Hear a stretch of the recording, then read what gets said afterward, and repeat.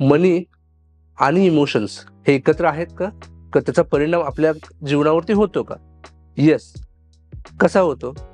पैसे हे अतिशय महत्वाचे आहे जीवन जगण्यासाठी. त्याच्या बेसिक गरजा आहेत काही, अन्न, वस्त्र, निवारा.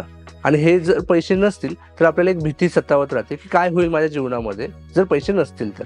आणि मग त्याच्यामुळे आपण एक स्ट्रेस निर्माण तयार करतो आणि स्ट्रेसमुळे आपण भरपूर पैसे कमवण्याच्या पाठीमागे धावतो.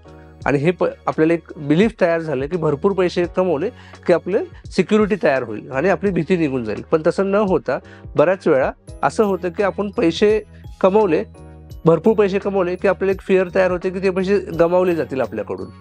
आणि मग ही सायकल चालू राहते.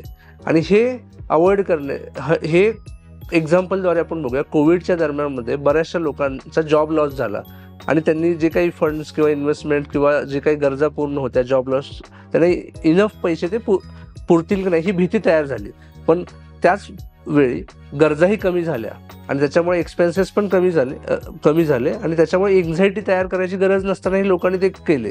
म्हणून पैसे फक्त नंबर्स नाहीत तर हा एक इमोशनल भाग सुद्धा आहे.